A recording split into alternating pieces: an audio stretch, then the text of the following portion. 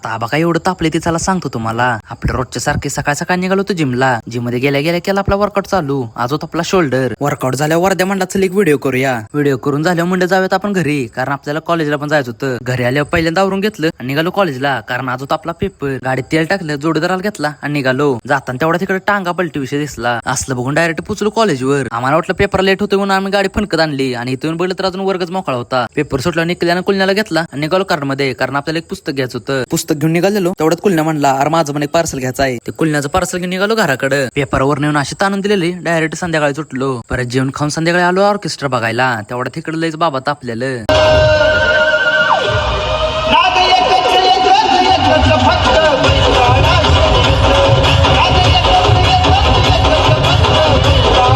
Orchestra बघत बसणार होतो, पण इकडे 12 वाजल्या. त्यामुळे म्हणलं चला घरचा पाय काढूया आता, नाहीतर घरचे परत घरात पाय ठेवून द्यायचे नाही. ती आता इथपर्यंत व्हिडिओ बघितलास तर लाईक आणि फॉलो करून जावा.